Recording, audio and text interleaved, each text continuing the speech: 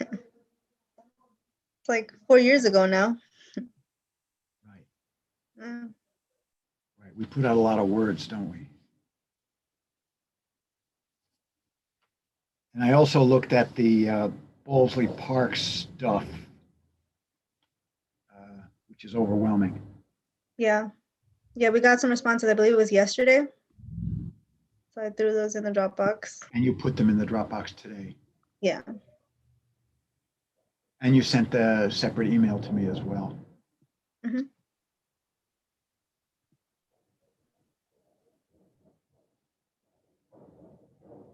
Hello, Brett. Hey there, how's it going? I don't know if this is my last Waterfront Parks meeting yet, or it's gonna be next month. Why are you dropping off the board? We'll call it for now a break. I think the time is good for me to spend a little more time with family and kind of regroup, get some enthusiasm back up for these meetings again, and Well, the answer is yes, you are dropping off the board. reset my term limits. So I come back, I can bring that experience with me as all the veterans start retiring. What is the symbology of the broken glass behind you? Oh, I don't know. I just like the background. I don't know. It looks funny if I go like this, right? Well, I mean, it's almost, excuse me for putting it this way, it's almost Christian because you have a halo around your head. Oh, well, you've never noticed it before? Yes, I have. The halo? I've never talked with you about it before. Oh, well, I don't like to talk about my halo, but Well, you're a good guy, so maybe that works.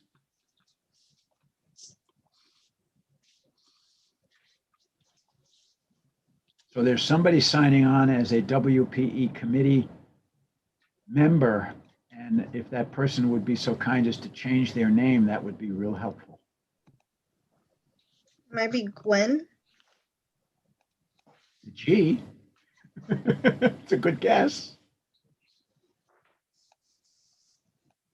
is that background better? I'm not sure. What do you think? I have options. So I don't know. Symbology aside, I can go all kinds of directions. Well, Usually I'm more like that because because that when I get the halo effect and this at the same time, it really changes things. I have one that I don't use a whole lot. Here it is. Huh. So I'm gonna go with the broken glass because it still makes me feel like it's springtime. You recognize it, right? The one I have behind me. Is that from Newfoundland? That's the little red lighthouse. Yes, Oh, under the oh yeah, that's my turnaround spot when I bike up there. It's a gorgeous day when I was up there. That's a really neat place. Hey, David. Hey, Martin. Hello, everybody else joining on. Nice to have you. I'm going to get rid of this background. We don't need lighthouses. If you want, I can show you. I can send some of mine to you. Thank you.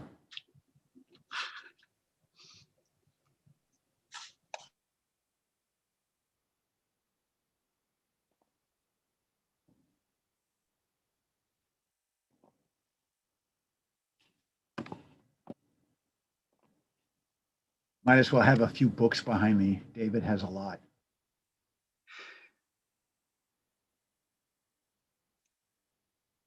Gives the impression of being scholarly.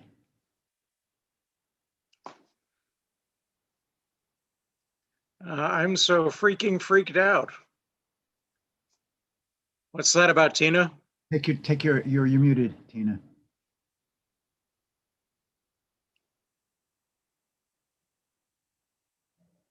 Unmute yourself and tell us why you're freaked out. Why I'm freaked out. Yeah. The list is long. The orange man's no longer in the White House. That's a huge relief, I do have to say. I mean, when you hear the president get or his name is even referenced or he speaks, I just feel like breathing out. Such a relief, such a burden. I mean, to me, that man, the fact that the vaccines are coming out, that's exciting. How many of you have had the vaccine? I've had number one. Good. You've had number two? You had two, yeah. That's Nobody great. else? I'm not old. I can't. Yeah, I'm not eligible yet. You have to be old. Let me know when they allow 28-year-olds and you know. That's coming. That's coming. Hopefully soon. Some of you are also in fields where you would be eligible and you don't have to be old to get it, aren't you? It would be helpful for my work, that's for sure. But we're not on the list yet. I work with a lot of people who are eligible and have gotten them, like sheriffs and other people like that, but the consultant doesn't make the list. Maybe by next month we will all have had at least one shot. I'm hoping. So I do notice ever since I got mine, you know, if I'm approaching an intersection, I hear this tinny voice in my hearing aids and it says, "He's approaching 9th Avenue, Mr. Gates. Should we make him turn right?" It's a joke. In your case, you should be turning left. They don't do that. They just make you. Laughing, David. I heard the joke and I laughed, but I was still on mute. It just helps you with product selection when you're picking out what technology to use. That's all. They really make you turn left. Don't be so paranoid. I'm happy to say I had my 2 shots. Good. great. I'm safe. Everybody can come visit me. Or you can go visit everybody. Or I can go visit everybody. Unless they have the Brazilian variant, in which case they shouldn't. Yeah, it's the variants that are going to get us, isn't it? Yeah. And we'll be wearing masks for a while. I'm going to repeat my request for, it might be Gwen, to change her name, if it is her. It says WPE committee member, and we'd like to see your name. Oh, that goes for, there's another WPE member who would, if you would, be so kind as to change. How did I- We have quorum, so we're good to start whenever. We have a quorum and we can start whenever, and it's, thank you, Janine. Thank you, Janine. It's 7:34. Jeffrey Lefrancois, the co-chair, is making a presentation of all things tonight to CB2. So he refused to be at 2 places at one time and asked for me to chair. We don't have a complicated evening, I don't think. We have a presentation from Katie. Do I see you? Yeah, I see you. On the High Line, and elevators and so on, stairways. We had hoped to have a discussion of the open culture program, but the mayor's office didn't respond. So we can have a short discussion, and Alan might help us with that when we do, but it might just be a short discussion because nobody is here. I was just bragging to Janine that I went back and read the 2017 letter that was sent, and I didn't remember it. It's anyway, so we can get to that. Alan, you signed that letter. Yeah, right. And I think, again, I'm going to ask the 4 people who have their WPE committee member sign just under their faces, if you would change that, one did, Sally, thank you. If you would change that to the name that you should be called, that would be greatly appreciated, making life easier.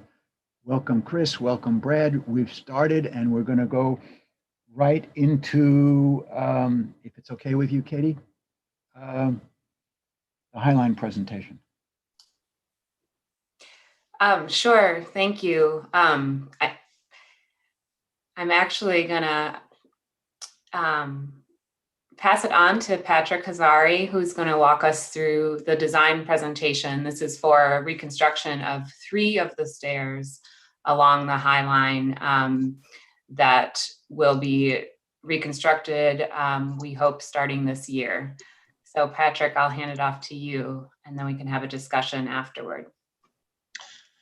Great, thank you, Katie, and good evening, everyone. My name is Patrick Hazari, and I'm the Senior Director of Planning, Design, and Construction at the High Line. I just wanted to also mention a few other folks who are on from the High Line, including Gail, Maurizio, and Maritza. And in addition to Katie from the Parks Department, she's joined by Brian Stern, also from the Parks Department. So we've got a few representatives from both of our groups here on the call. So we can go ahead and go to slide 2.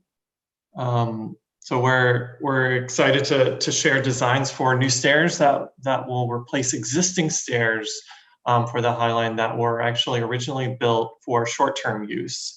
There are 3 locations in total that we'll be showing designs for. And they span across both sections 1 and 2 of the park.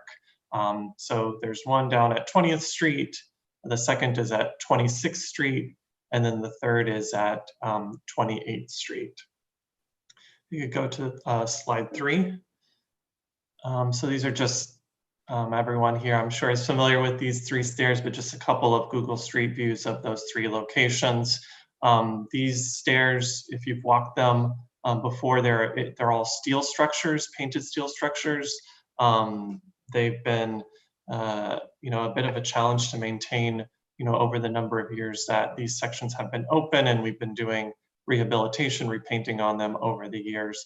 But the goal, from the very beginning was that these stairs would be replaced with permanent stairs. So those are the designs that we'll be showing today. Go to slide 4. Okay, so just to orient everyone, we're looking at the layout for the 3 locations at 20th, 26th, and 28th. The stairs at 20th and 26th will more or less be located in the same approximate location as the existing stairs, except that they'll be positioned along the curb instead of along the property line, just so that there's better clearance and pedestrian flow on the sidewalk, and I'll have some renderings that better illustrate that. And then at 28th Street, we're actually using an easement that was created and defined in the West Chelsea special zoning that is on the east side of the High Line. So what you see kind of on the west side, the rectangle in pink is being relocated, if you follow the line with the arrow, to the east side, and within an easement that was created for access to the High Line. So that is one kind of thing to note, and is unique to the design and how it was developed for that location. If we go to slide 5 and 6. So I'll just start, if we go to 6. So the basis of design for the stair is actually a stair that exists that was built with the spur at 10th Avenue and 30th Street. So we kind of tested a different approach for how we built stairs when we designed the spur, moving away from painted steel components and shifting to galvanized steel components. The maintenance for this sort of material is much more long-term, much more robust. The other piece that changed and that we're implementing on the new stairs is the steps are precast concrete, which are much more durable and also have come with their own maintenance, kind of long-term maintenance pros that we considered as well. So these are just some images of different materials, different elements and aspects of the stair here at 10th and 30th that we extended and incorporated into the new stairs at 20th, 26th, and 28th Street. So we could go ahead to slide 8. So I'll just be walking you through renderings and floor plans of the 3 locations. If you want to advance one more. All right, so we'll start south and go north. So starting with 20th Street, this is a view looking west along 20th Street. Here you see the proposed stair, as I mentioned, pushed along the curb edge instead of against the property line. A couple of things to note that is unique about both this stair and the stair that's proposed for 28th Street is that instead of going up and over the Highline railing, the stair will cut through the railing of the Highline. So this allows for direct access to the pathway once you're at Highline level. So instead of going up and over, you're just entering at the same elevation as the Highline pathway. The other piece to note, and it's a little difficult to tell in the rendering, but the new stairs are much wider than the existing stairs. The existing stairs are 44 inches wide, and these new stairs will be 56 inches wide.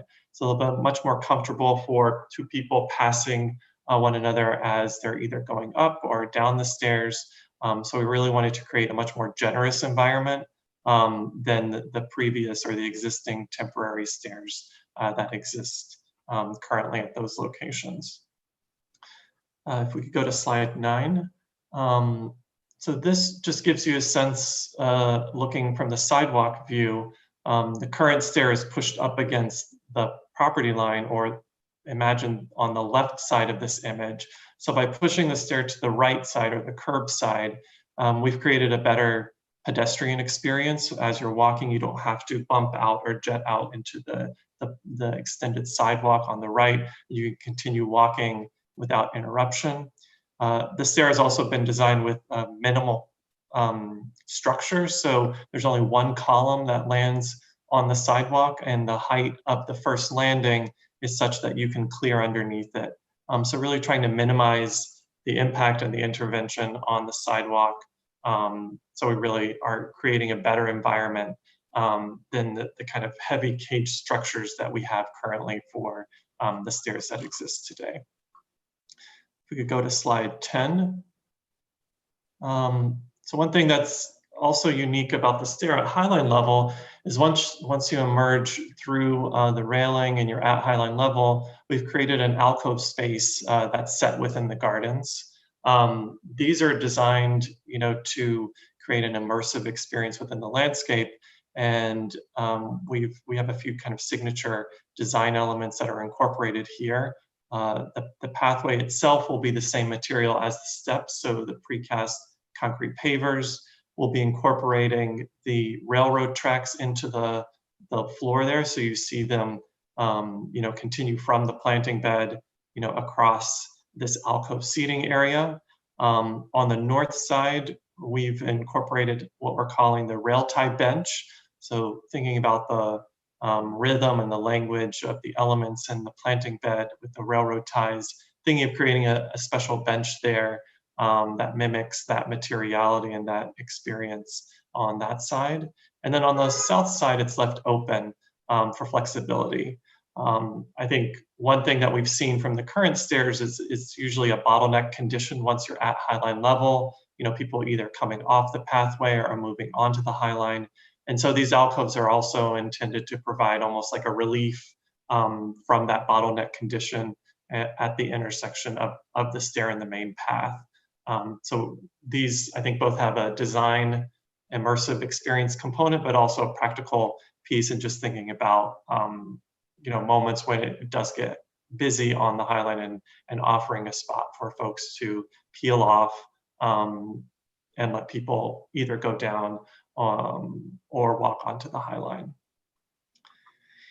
We could go to slide 11, just have a floor plan, a couple of floor plans. This is showing the street level view. So again, seeing the position of the stair in the bump out, the clear sidewalk on the south side. And then if you can go one more slide, we'll see a floor plan of highline level. So this gives you a sense of, the green is where the planting beds are, the landscape. You can understand the footprint of the alcove on either side, and then kind of the clear area for the main circulation for the stair. Moving to 26th Street. So if you go to slide 13. So at 26th Street, one thing that's unique about the stair here is this is an area of the Highline where we have the flyover feature. So we actually need to, the stair needs to meet the level of that flyover structure, which is elevated 8 feet off of the Highline planting bed. So similar to the stair at 20th Street that we were just looking at, the stair is positioned along the curb line, again, making it clear for the sidewalk, the clearance for the sidewalk to kind of be a clear circulation path against the property line. The stair goes up around a single column, again, similar to 20th Street, and really trying to think about ways to lighten the way that the structure meets the street. If you go to slide 14, you can start to see that the way the stair goes and negotiates, that level change up to the flyover path.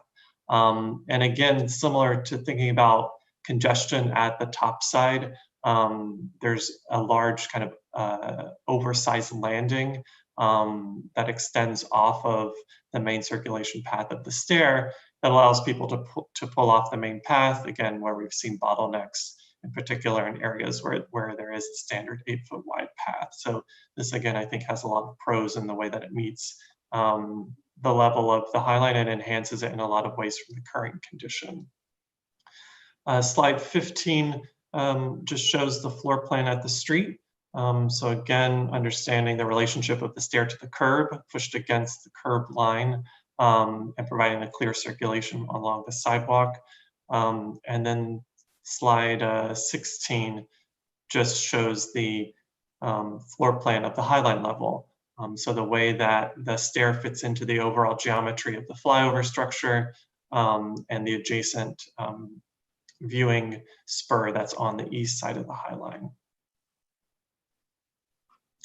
And lastly, you go to slide 17.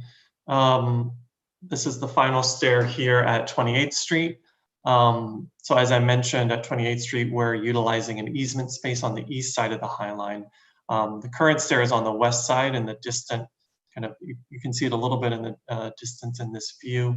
But the stair here is within an easement space that's created and is configured in a way where there are elements of this structure that are oriented north-south as you go up the stair, and then turn west as you go through and cut through the Highline railing there to meet the level of, or to meet the elevation of the pathway. If you go to slide, let's see, 18, which I guess you have up, you can see if you go one forward.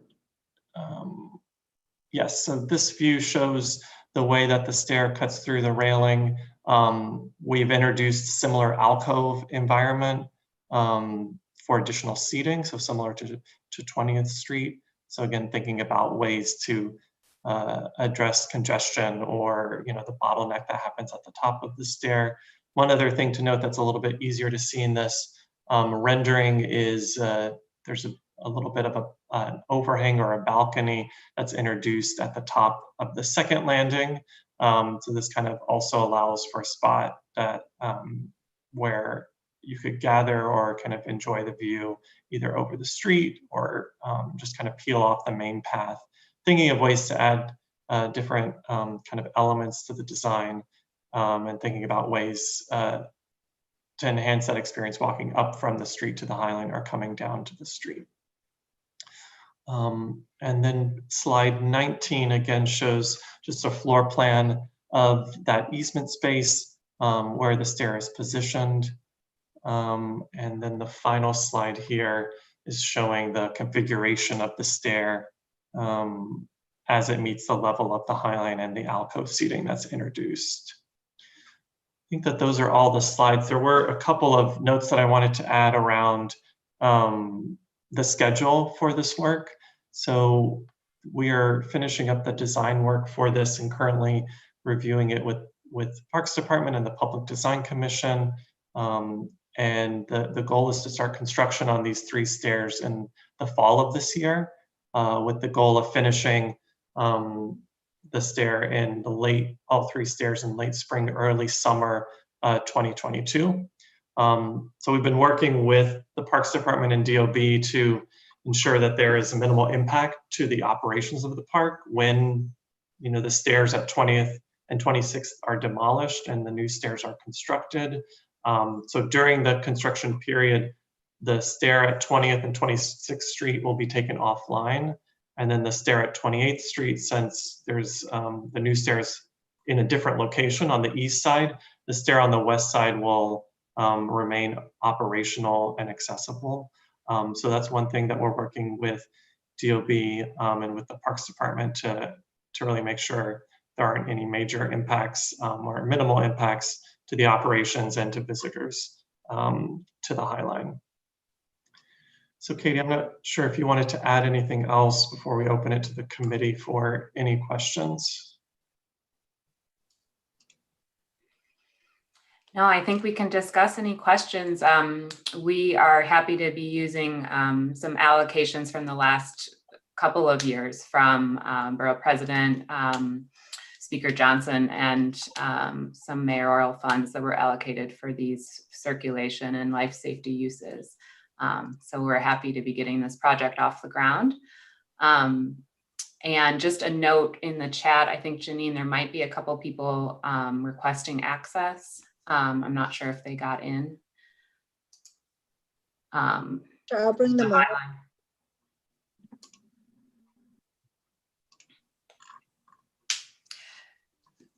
But I think we can open it up to questions now for the Highliner Parks groups. I see a list of hands. Thank you for using the hands up feature, the raise hands feature. Brad's first. And David? Hi, good evening. Can you talk to me about the lighting? And is that going to be renewable with solar on top? I see that you have it on a pole in the middle and at the top of the stairs.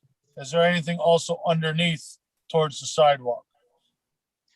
Thank you. Yes, so lighting, it will be powered by electric. It's not a solar lighting. So it'll be tied back to power coming from the Highline structure. So it'll be located. Why is that? I mean, we're the environmental committee. There's no reason that should not have a solar piece on top to light those and also be connected. I mean, we're a park. We push for this all the time. Hudson River Park puts in these type of lights. We've asked the Highline before to add other renewable parts and it hasn't been done. I think now let's try to get it done on these little bit of lights. I don't think it's a big ask. Thank you.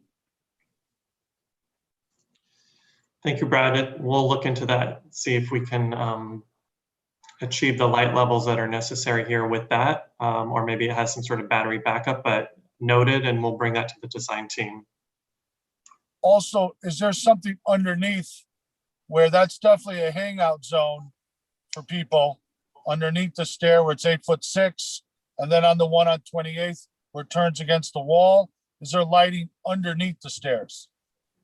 Yes, it might have been too small in the rendering, but there are lights underneath each of the landings, in particular in that area that you noted at street level, so that there aren't any spots that aren't getting coverage. We also have cameras that are associated with the Highline that are tied in and providing coverage at the stair, just as all the other access points on the Highline. And is there a gate to close it? Yes, so the gate, I think it's open in the rendering, so it's hard to see, but it's at the top of the first landing. So similar to the stair at 10th and 30th that I showed the image of, also similar to the stair over at 30th and 11th Street. So it's at the top of the first landing there. And they look really nice. Thank you. Thank you. Thank you, Brad. David? Yeah, thanks for the presentation, Patrick. I think the stairs look great too. You mentioned that previously you kind of went up and over the railing and back down. And I'm wondering how deliberate that was as part of the original design. There's kind of a subtle thing going on there that defers to the pre-existence and integrity of the High Line itself, which is kind of interesting and makes the stair a little bit provisional, and you sort of stepped over a margin of green space to land on the path.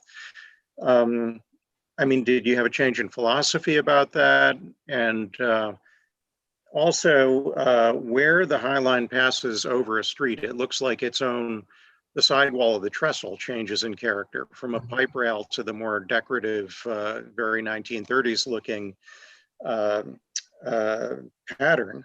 And it's not really an issue at 26th Street because you're approaching the flyover, so you go above that. And then at 28th Street, you're sort of, I think, outside. You're into the pipe rail territory because you're in the easement. But at 20th Street, you'll be, I think, having to cut through some of that historic side panel and losing that effect of stepping up and over.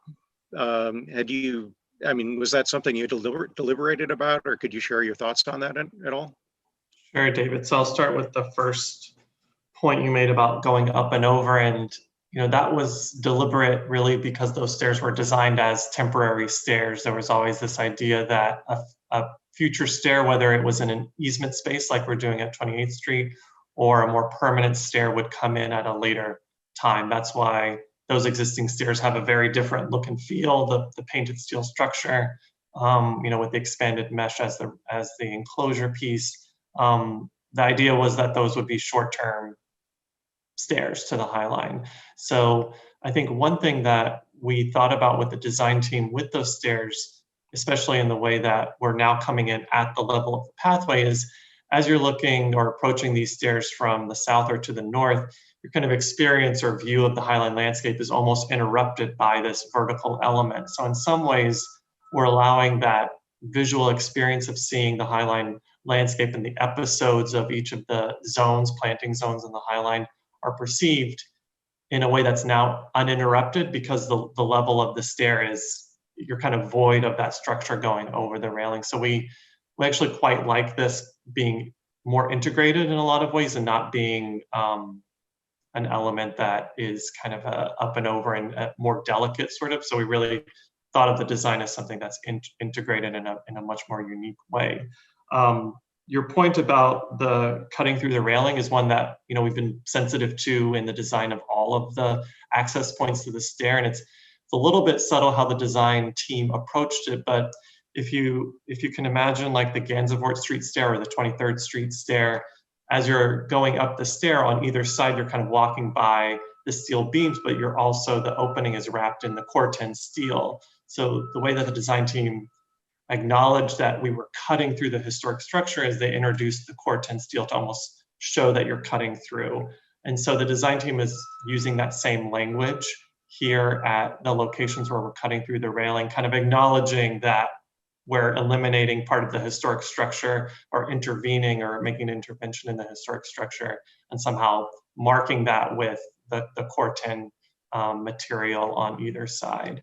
I think in thinking about the position, creating a better experience on the sidewalk was an important piece of this, and that meant shifting the stair to overlap with the decorative railing, the kind of more robust portion of the trestle structure. But I think the trade-off there in the way that the design team has tried to mark that with the use of the Corten kind of seeks a nice balance, in thinking about the experience at the street and the experience at the High Line level. Would you help? Good, thank you. It's a very thoughtful design. David, I know you're not finished. Would you help me understand what you're saying when you say Corten, please? The Corten, so what is that? There are areas on the High Line where there's kind of an orange colored steel or a rusty steel. We use it along the edges of some of the planting beds. It's used at the 23rd Street stair, kind of wrapping underneath the glass railing. It's probably used the most, and it's kind of most it's very evident up at the spur on either side of the threshold planter beds, the large kind of angled orange steel panels, that's Corten steel. So that's what we mean by that material. And you're using, in answering David's question, you're using this steel as a way of We're using it as a way to mark where we're cutting into the historic highline structure. David, were you finished? Yes. Thank you very much, David. Tina's next. Hello. Hi. Thank you for coming to visit us again. Everything is looking really good. I had just a small question. On slide 10 and 11, when you know, you're on the landing and then, you know, it gets narrow and so forth, the pathway just before getting onto the Highline larger pathway, what is the width of that? It looks, I'm a little concerned people are going to get bottlenecked again, which has always been like the problem, right? So that is 56 inches. So it's the same width as the stair. What we currently have is 44. So if you're trying to imagine what we currently have, this you know would be an additional dimension that makes that more generous. Certainly the alcove provides even more space as a bottleneck happens. Usually what we've seen people do is, you know, they get to that point and they kind of like being immersed within the landscape and taking pictures or views either way. So we've actually created a space for that to happen now in the design. Okay, great. Thank you. Thank you, Tina. I have Leslie. Thanks, Marty. And thank you guys for the presentation. Hi, Maurizio. How you doing? I just want to back up Brad's point. That's it. I mean, every new build, every renovation, that it should be green energies. I mean, I can't believe we're even, you know, discussing this right now. We have to be thinking forward about it. It's not even forward. We have to be thinking now about it. So everything that Brad said, right down to the last word, I'm just backing that up. Thank you. Thank you for your brevity. Brett. Yeah, thank you. I just, first, thanks for presenting. We always know that when you come and present your design ideas to us, you always walk away with better ideas. So for that, we want to thank you for your wisdom. And I just want to also appreciate a lot of the issues around those stairways. You've learned and studied and fixed there's much better pedestrian access around the sidewalks. I love that the stairways are wider. It'll be less awkward. And I'm especially going to be happy to see how those stairs go right to the High Line. What this really does is it acknowledges that the stairs are important to access the High Line, but the High Line is really the feature. So I'm glad you resisted any temptation to make these sort of grand or standalone features by themselves. So just wanted to appreciate all that. Thank you so much. Thank you, Brett. I don't see anybody else. Any other questions? I don't see anyone else either. The next question I have is, going forward, does this require a letter? Is this just a report? Do we write a letter that says, thank you for making a presentation? And do we have any, I mean, the greatest criticism that we have of what we just saw, two speakers mentioned green energy. Does that get memorialized? I think yes, I'd make a motion to write a letter framing that. I heard Chris and somebody else. Yeah, I think we need to memorialize this in a letter, thanking them for their presentation, but emphasizing the points that Brad and Leslie put forward to make sure that they understand that we're thinking about, 10, 15 years, 20 years, 30 years from now. Is there any other element?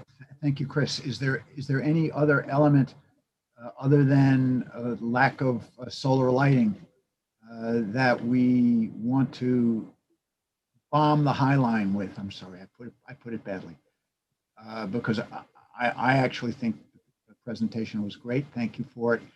And I like the street passage that you've created as opposed to having to go out in the street to get around those stupid stairs. That's a smart job. Thank you.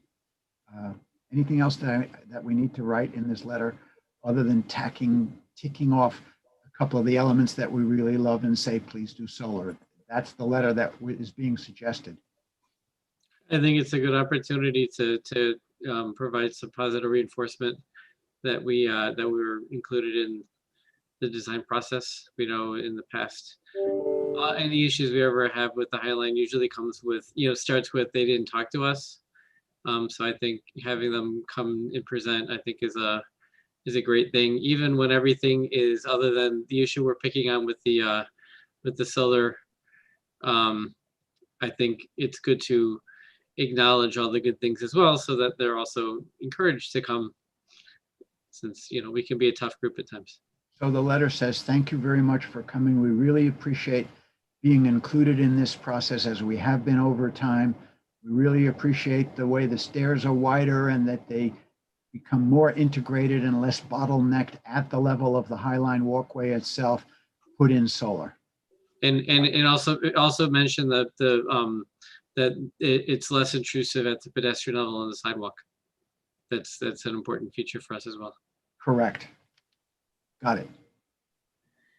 So seeing nobody. Marty, I have my hand up. I'm sorry, didn't see it, Brad. Go. So just to follow up, when the construction's going on, what's the temporary egress? And I have a separate question about the park that we've been waiting for on 15th over there. Okay, so wait on the park. Let's get the egress question. So for egress, currently we're operating the Highline with reduced capacity. For those that have visited, designating certain access points for entry and the balance of the access points for exit only, really trying to create an environment where people can visit and enjoy the Highline and kind of have a socially distanced experience and a safe experience. So we'll be continuing that, for the distant future. And so this was actually a great time for us to be looking to go ahead with this construction work, since we'll be needing to take 20th Street Stair and 26th Street Stair offline because they need to be demolished to build the new stair, since they're roughly in the same footprint. So there won't be stairs in those locations for the duration of construction.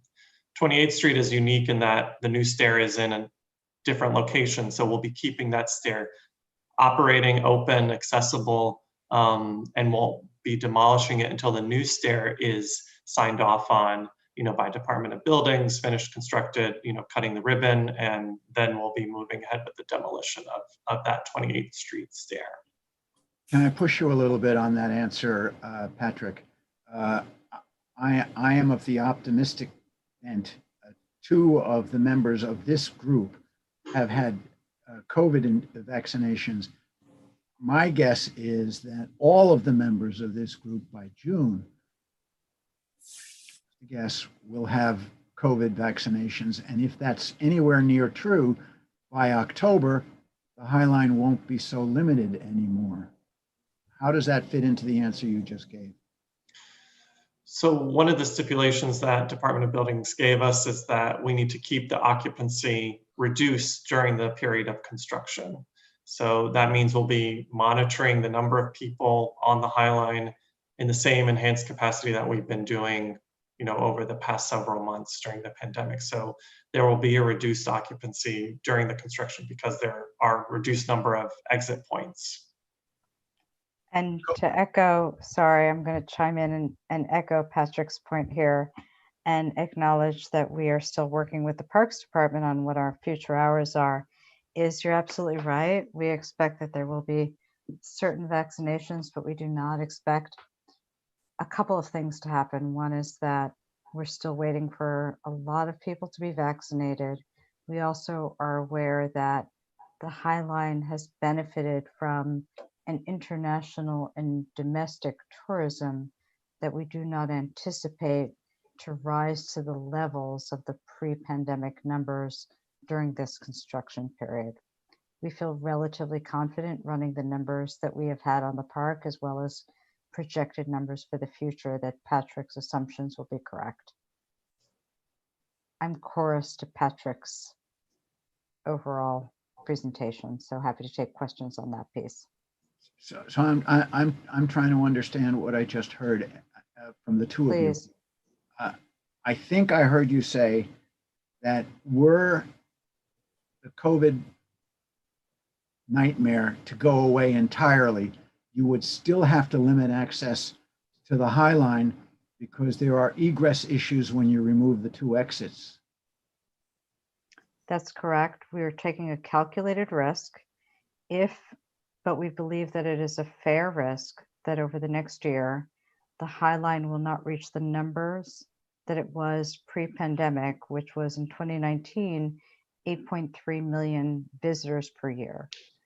And so we anticipate during the construction period that we will achieve numbers of occupancy that will be able to achieve the exit capacities that Patrick is referring to. Thank you. So Chair, Marty, Oh, I sir. mean, I don't think I could sign off by any means that they don't have temporary egress coming off those spots within the blocks. I do this all day long. DOB makes us put up big, strong aluminum stairs from one story to the next while we're going up building buildings off of parks. So I cannot accept this calculated risk. I mean, we're the community board. We can't say, hey, because of the pandemic, we're going to assume we have less. We don't know when the money's going to come in for this. We don't know when this is going to be built. And the plan is we're going to take a chance. I don't see it. And I don't know why we can't design to have temporary stairs as an egress. I'm sure DOB is just as concerned. We don't know what could happen and people would get stuck up there. I just think it's too big of a gamble. We put up temp stairs all the time, all over the city. That's my opinion, Marty. Brad, if I can jump in. Yeah, go ahead, Katie. Sorry. Just to reiterate what Patrick and Gail have been saying, we're actively working with DOB, and so we certainly would install temporary stairs if the situation changes, and it'll be a constantly monitored construction process. Right now, we've and Patrick and I are happy to follow up with the specific numbers for the code discussions that we've had with DOB as of now. I think we've all seen such a drop in the capacity, the visitors this past year. We just don't anticipate going back to 2019 visitorship anytime soon, which is how we have had these discussions with DOB thus far. But absolutely, we will explore phasing or temporary stairs as necessary once we have a final schedule. I mean, Biden right now just announced May 1st, everybody in America can get a shot. They also ease the restrictions on travel. Yes, international, but they do not have to quarantine anymore. So I just think, preparing to be so far down, I think is a little much in my estimation. Thank you for letting us know that, they're going to talk about it. We could definitely put a temporary stair on the other sidewalk and not interfere what you're doing. It's not that much money. It really is. I'm going to go to Sally in a second. Thank you for those comments, Brad. If I heard the presenters correctly, they are saying temporary stairs won't be necessary if they, as they have been during COVID, keep the number of people on the High Line, keep the number of people down on the High Line, even if there's pressure to put more people up there. Am I saying this correctly? Is that what I'm hearing? That's correct. So how does that sit with you, Brad? You don't need emergency stairs if you don't have as many people up there and you're keeping the expected hordes away. But then they're going to have to make a decision. We've got so many people pushing us to come onto the High Line. Maybe we have to put temporary stairs on there so we can let more people in. There's a decision. Marty, my opinion is we should not be planning not to put up temp stairs. It should be part of the plan from the beginning. That's my opinion. to say, oh, in the future, we might have to add them. You know, you're not budgeting, you don't have drawings, you don't have sign off from DOB. There isn't a plan on the sidewalk. I just think, I don't know why we wouldn't be pushing for temp stairs, temp, and it's more for me, temp egress. That's really what it is. It's That's my emergency. opinion. That's right. I'd suggest we could follow up with the committee after tonight with the more specific numbers we're looking at with DOB currently. I'm supporting Brad, but I need to know what the committee thinks. Is this another element in the letter?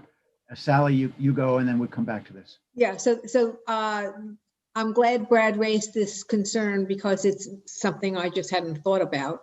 And it is an uncomfortable thought to think that there's no egress between all those blocks.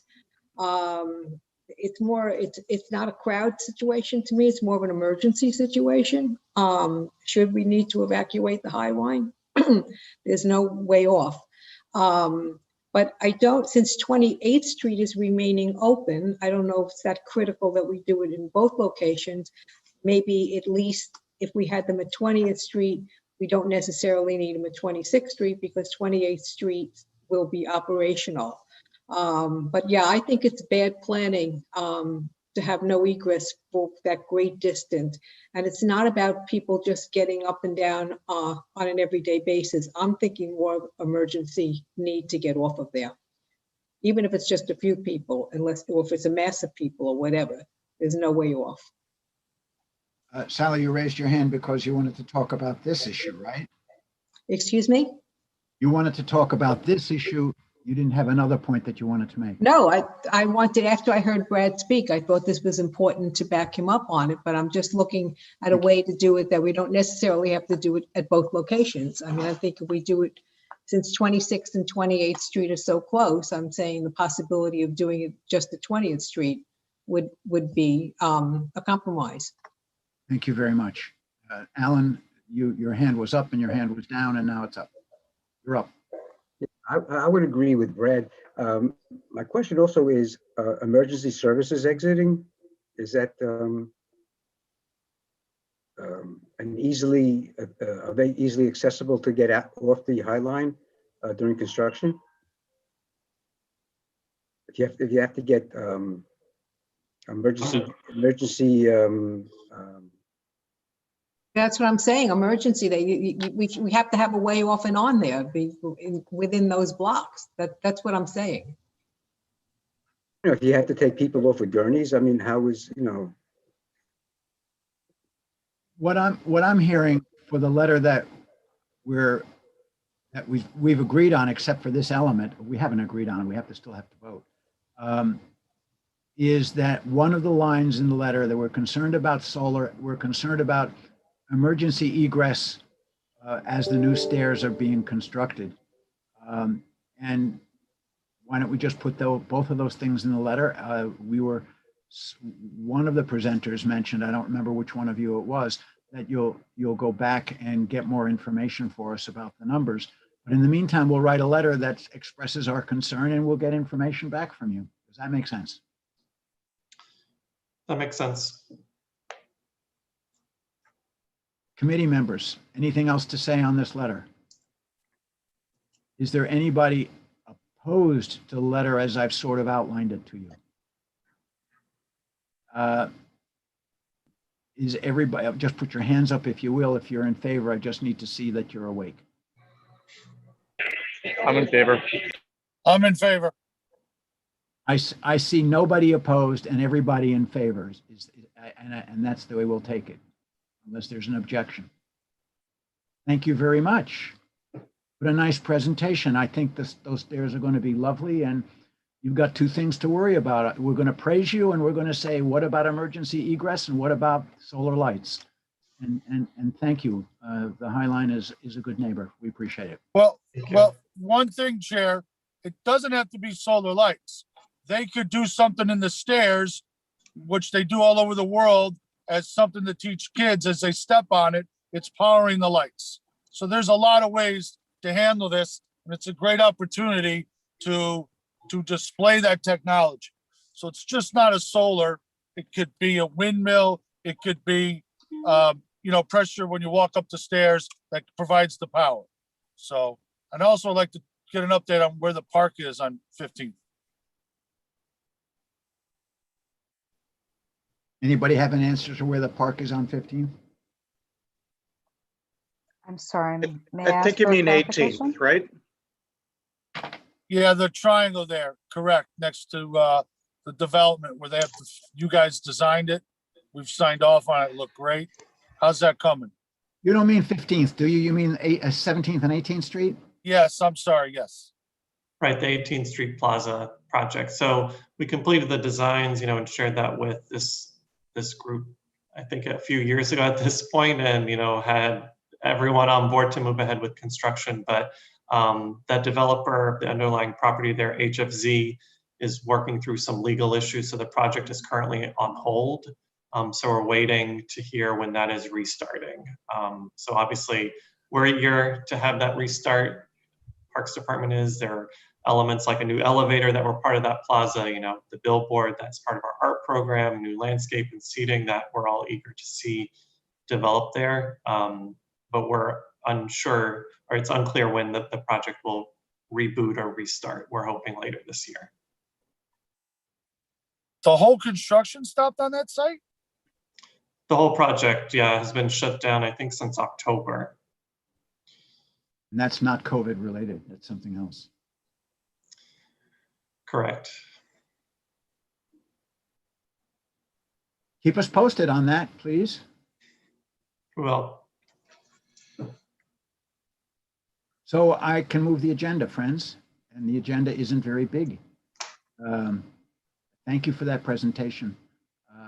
We were supposed to have an open culture program discussion, and it seemed to me, and I'm going to rely on Alan to guide me, that it doesn't make a whole lot of sense to have a discussion about that with the mayor's office not participating.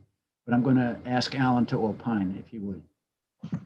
I agree with you 100%. But I will say that since we wrote the letter, the guidelines have come out, and basically SAPA was running this just as they do for all street activities. The guidelines are pretty straightforward. They've done a pretty good job in terms of defining who is eligible, how often these groups are going to be able to apply. And basically, hopefully people take advantage of it. It'll be a great project, great program.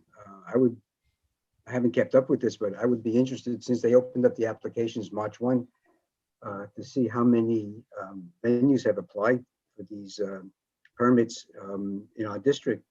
Maybe we can check on that with SAPO tomorrow. It would be interesting to let everybody know by email on that one. But they're pretty straightforward, and there's guidelines. It runs pretty much just like a street fair or block association application. Alan, I presume it's in front of us because one of the iterations of this was to have performances in parks. I saw something restricting it to just streets, but I don't think that happened. Am I right? I'm sorry, to have it in parks? That some of the open culture programs would occur in parks. That I'm not aware of. Generally, that would be a separate application through the Parks Department. It wouldn't go through SAPO. So if you wanted to hold a dance event or something in a park, you would apply through the Parks Department application process. One of the documents I read said that these performances could occur in a number of places, and parks was part of the list. And that it was in the same breath. So the question really is it the other committee, your committee, or is it our committee? If it does involve us, we should take another look at it next month and see whether we can get somebody from the mayor's office to talk to us. If it's not happening in parks or on the waterfront, then maybe it's not our committee's purview. Well, again, the waterfront, if you're talking about Hudson River Park, that would go through the Hudson River Park Trust, their application process in terms of for performances. The park has its own program of virtual performances that they're probably starting to roll out for spring and summer at this point. So I don't know if they really take in an organization's request for an event, unless perhaps in the future that would be certainly something we could ask them to do, to reach out to community groups to use their open spaces. But I think you're saying the open culture program does not reach into our purview. I'm not aware. I wasn't aware that it involved parks. No. Okay, so if it does, I think it was strictly streets. If that's a wrong statement, I don't think it is. But if that's a wrong statement, then it will come back to us. If it's a correct statement, you folks won't hear about it again. Not from me anyway. That makes sense, I think. Okay. And there's one more item, the third item. We got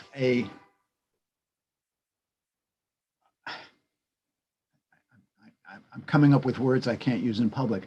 We got a raft of material from the Bowlesley Park folks, and it just came in yesterday, and it's in the Dropbox, so you can look at it.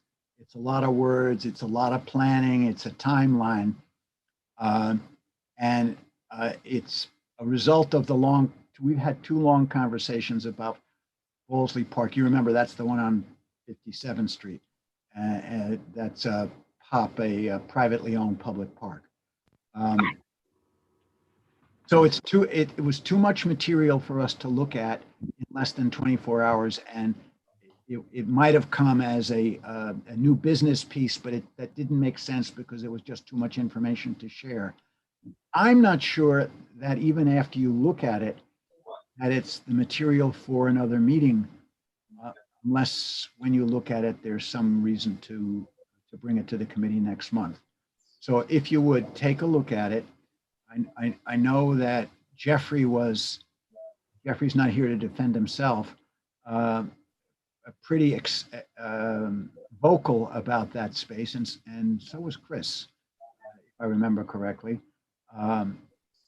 So I don't want to shut it off. I just want to say to you, to let you know that there's a lot of material from them about their plans to redo that park, and we have to decide whether it should or should not be on our next agenda.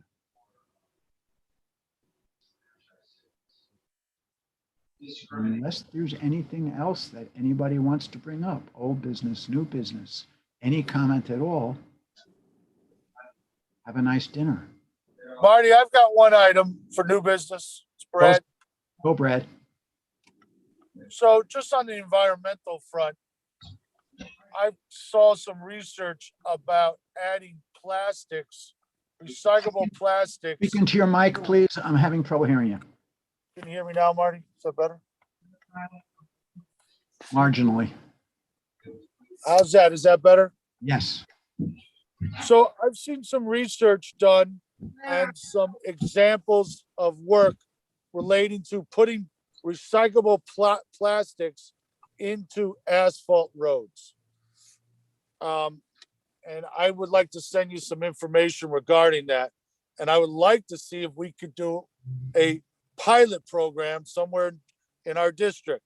One, they're showing that obviously it takes the plastic out of the landfills, but they're showing that the plastic actually keeps the road in better shape.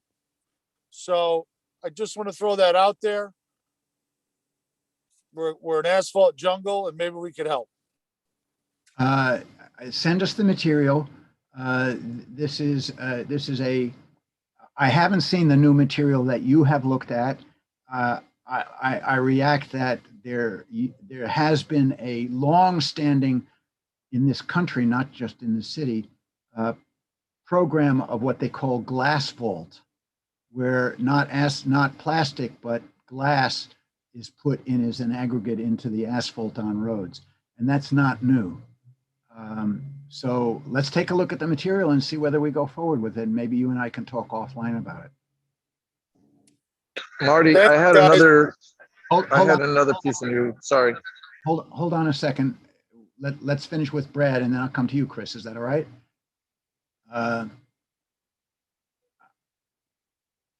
Brad, you heard me? Yep, thanks, Marty. I'll send it over. Thank you very much. Okay. Chris, you're up, man. Thank you so much. So this is new business. A couple of weeks back, end of February, the mayor's team hosted their first introduction of an environmental survey that was promised in 2017. I went as a private citizen to see what it was all about, and asked for them to, in their work to make this survey known, to reach out to local community boards to take part, because there will be a public, not a public session, but an opportunity for the for public comment. And I shared that information with Janine today, that particular email. But I believe they're going to be getting rolling very quickly, and that public comment session will end sometime in May or June. But they have agreed to reach out to the 59 community boards, but MCB4 would be one of the first. So so that's just new stuff coming out.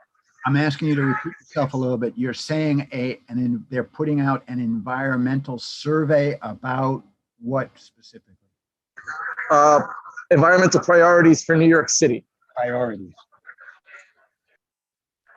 What are the things that we're dealing with, and how do we want to approach finding solutions for them? That's probably something that would be good for our committee to be talking about. Thank you, Chris. If you get anything, would you send it to us, please? It's already in Janine's inbox. Okay, share it. She will, I know. Marty, I got a couple more, if you got a minute. Hold on, Brad. Let me get to Blake. Thanks, Marty. I just wanted to say on the Ballsy Park item, I didn't have a chance to look at the materials earlier, but just did. And I think it would be helpful to invite them into one of our upcoming meetings. For example, I think one of the areas that wasn't addressed in the materials over is the maintenance of the park, which has been problematic. So I think it might be worth, both checking in with them on the status of items that are to be completed by May, as well as to, have a little more time to discuss with them some of ongoing maintenance issues. Thank you, Blake. I will we'll pass that along. Sarah. This is going back to some old business, but Brett or Marty, did we ever hear back from folks at Chelsea Piers? Like, did that conversation about perhaps repurposing some of that dedicated car space around like 18th to 20th? Did we ever hear back from them again? And I don't remember anything getting surfaced in committee. The message I think they pretty much told us clearly is buzz off, I think. Right. So I think the only way that anything is going to happen there is if we're going to, I don't know, work with our elected officials to, talk about some of the benefits of that and really try to push on the positive side. I mean, the bottom line issue, I think, with all that is that that's one of the main economic generators for the Hudson River Parks Trust. I think they're honestly kind of terrified of them, of anything that has to do with the piers. They've had some conflict in the past in terms of who's responsible for shoring up the piers. The trust won that argument. I don't think Chelsea Piers was happy about that. They just don't want to do anything that they don't have to do. As far as they're concerned, they have tenants. The tenants are getting access for what they need. They're not. They have zero incentive to do anything about that road to make it more of a community resource or something that helps us. They'd rather put people on the pier side of that, where we're going to put money in their vending machines, buy a soda or something. But that street is used as a service road, and end of story as far as they're concerned. I think it's just got to be one of those things that the committee's going to have to keep bringing up from time to time to say, hey, we were talking about that street. We'd love to have something out there, you know, and the only way that they're going to get any kind of incentive to do that is if they can maybe generate some revenue from that. So if it is another tenant that can have storage space inside the piers to put tables and umbrellas or whatever goes out there, a farmer's market, things like that. If we are going to try to do the work ourselves, since they're not going to have an incentive to do the studies themselves, maybe an intern goes out there and actually spends a week monitoring traffic. We're relying entirely on their data for how much truck traffic there is, how many people are dropping off their kids for basketball practice or whatever is generating the traffic. So how much and where? That's a study. That's a pretty time-consuming data gathering process. So it would take maybe a university to decide that that's a project they're going to do, and make that a semester. Is how do you gather data? That'd be helpful for us. There's a lot of upside there. I don't know if the peers fully appreciates how much getting additional exposure to residents that live in the neighborhood would be to getting people to go bowling there or sign up for their recreational programs, whatever, and, you know, take boating cruises. You know, it seems to me if you get people there for a farmer's market, they're going to be more aware of the market itself, Chelsea Market itself. I mean, of the Chelsea Piers itself, where they could do cross marketing. I mean, right now they're reeling financially. They're not. I don't think they're interested at all at doing something. They just want to stabilize their bottom line. So I think maybe after a year or two of COVID and stabilization, you know, we make sure we have our records of us asking for them to try to dedicate some of that road space to the public. These you know, what we kind of know, even without looking at data, is probably underutilized space, especially on the north end of the roadway. Make it a public thing, but the timing right now is probably not. It's not going to go anywhere. Is my hunch. Yeah, I remember them being, you know, totally uninterested. I had thought they promised to share some data with us. Did we ever get that? Yeah, they did. I think I shared it with Gina. I think we have that data, right? They sent it to you first. And so we have it, we can look at it. I mean, to be fair to them, there is a heck of a lot of traffic there when they need the traffic there. So I think if anything's going to happen, it does have to be cooperative. I think we have to understand their data with them, and it's going to have to be kind of a partnership.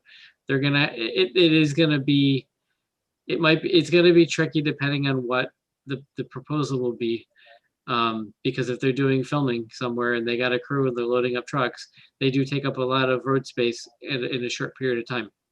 So through scheduling, we might be able to get good things happening there. Just if they don't want to do it, if they have zero interest in doing it, they're not gonna. It's not gonna go anywhere. They have to be interested in doing it.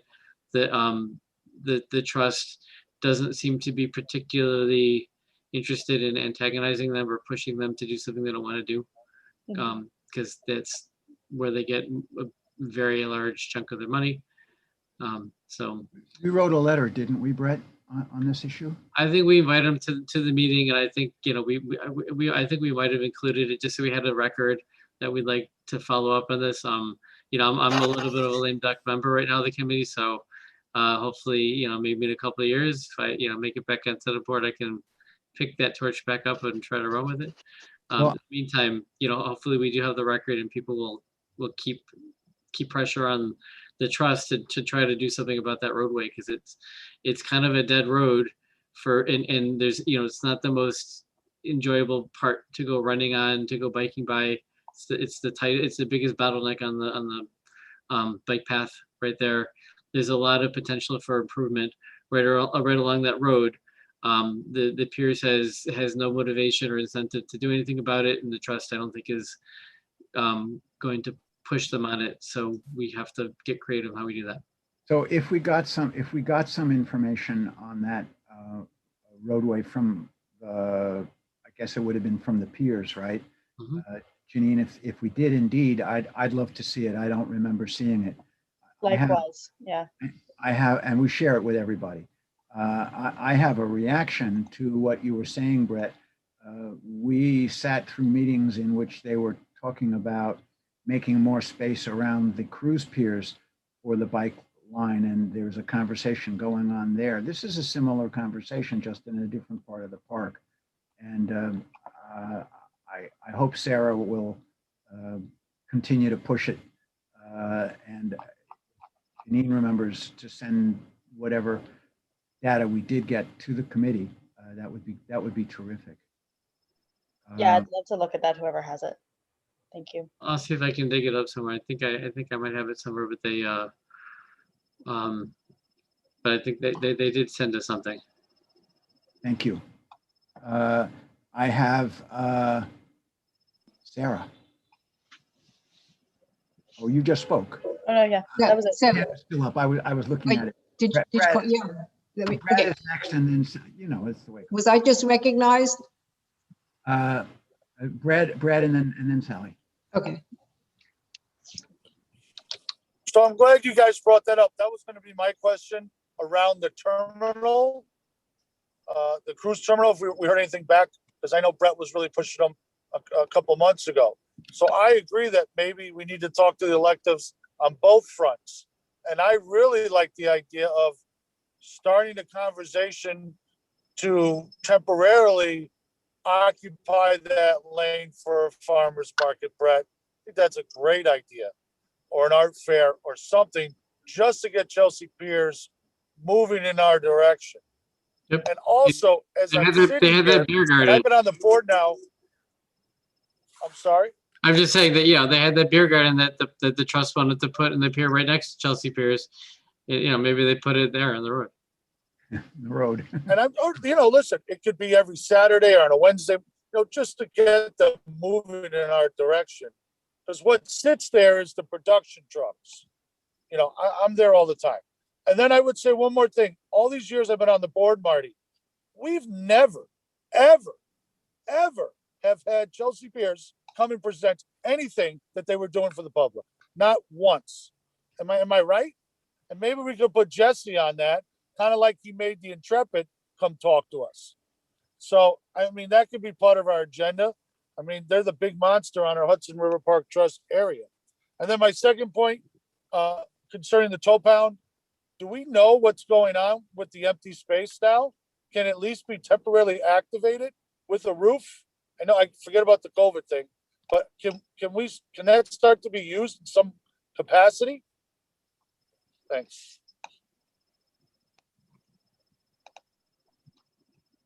Good question. When can we get to use Pier 76? Isn't that right? Isn't that the number? And we should probably put that on an agenda as an agenda item.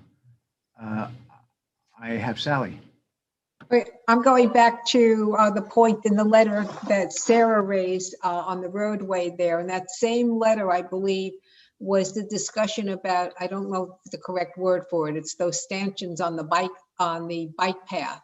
And we talked about them being revisited because the way they were placed on the bike path was just an emergency situation to block the cars from coming onto the bike path and killing people. But there really wasn't much thought, and they could accomplish the same end result without that obstruction. I think the way they are, the frequency of them and the closeness of them is actually a hazard when the bike lanes are crowded because traffic slows to go through them, and you have the speeding bikes trying to go around bikers. It's more of a hazard than it is a safety. We talked about it. We had it in the letter. And since Sarah brought it up, the other part, if we're going to follow up, we should follow up on that too, because we did not get any response on that. And the bike path continues to get more and more crowded, and the situation gets worse and worse as people try to move through those things and cut people off. It's dangerous. Thank you. Noted. I have no hands up. Does that mean nobody wants to say anything else? Old business, new business, any issue? Thank you for making this a very easy meeting to lead. I appreciate you all working with it. And please note how short it was.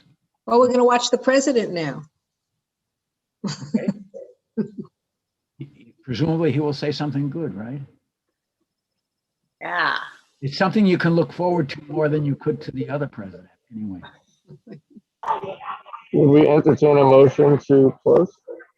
I second.